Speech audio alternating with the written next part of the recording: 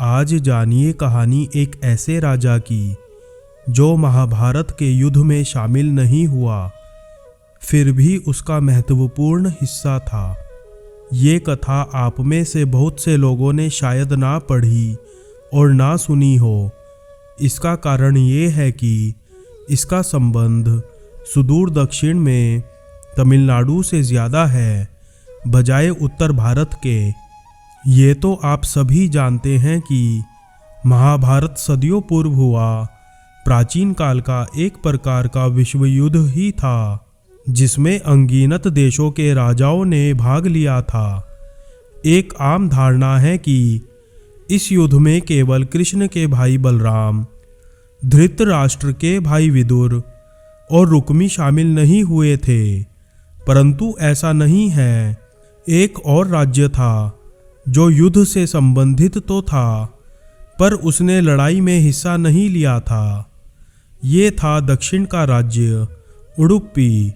दरअसल युद्ध में शामिल होने का निमंत्रण पाकर उडुपी नरेश अपनी सेना सहित कुरुक्षेत्र आए तो, परंतु कौरव और पांडवों की खींचतान और उन्हें अपनी ओर मिलाने की कोशिशों से हैरान हो गए। वे इस युद्ध के समर्थक भी नहीं थे, परंतु वे ये भी जानते थे कि इससे बचना और युद्ध का टलना संभव नहीं है। इसलिए उन्होंने कृष्ण से पूछा कि वो बाकी लोगों की तरह युद्ध के लिए ललायत नहीं हैं, किंतु इससे अलग भी नहीं रह पा रहे हैं। वे ये भी समझ नहीं पा रहे कि दोनों ओर की इतनी विशाल सेना के भोजन का प्रबंध कैसे होगा। इस पर कृष्ण ने कहा कि उन्होंने बिल्कुल उचित सोचा है, अब वे ही बताएं कि क्या उनकी दृष्टि में इसका कोई उपाय है। तब उडुपी राजा ने कहा कि उनकी ये इच्छा है कि मैं अपनी पूरी सेना के साथ दोनों सेनाओं के भोजन का प्रबंध करूं। इस पर कृष्ण ने उन्हें लगभग 50 लाख योद्धाओं के भोजन प्रबंधन करने की अनुमति दे दी। इसके बाद से उन्होंने कमाल की कुशलता से इस प्रकार इंतजाम किया कि दिन के अंत तक एक दाना अन्न बर्बाद नहीं होता था। जैसे जैसे दिन बीतते गए, योद्धाओं की संख्या भी कम होती गई, पर सभी हैरान थे कि पहले दिन की भांति हर रोज अंत तक उडुपी नरेश केवल उतने ही लोगों का भोजन बनवाते थे जितने वास्तव में उपस्थित रहते थे।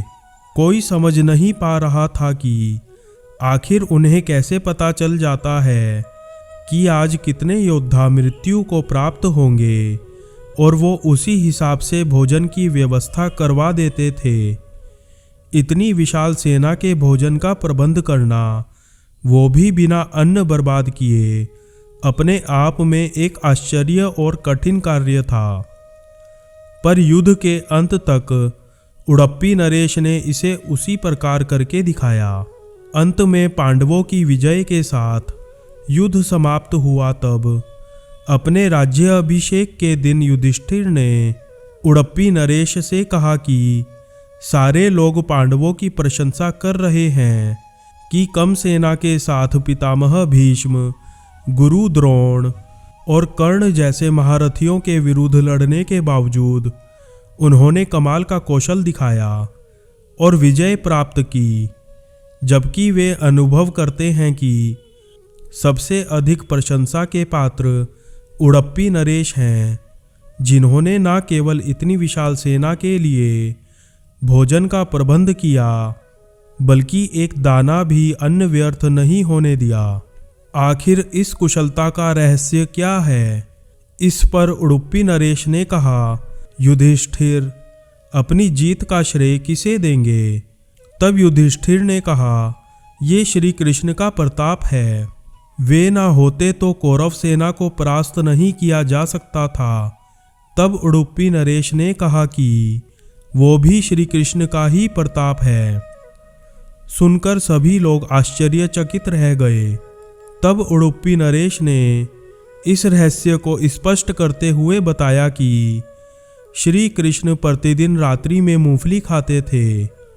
वे प्रतिदिन गिनकर मूंगफली उनके लिए भेजते थे और उनके खाने के पश्चात गिन कर देखते थे कि उन्होंने कितनी मूंगफली खाई है।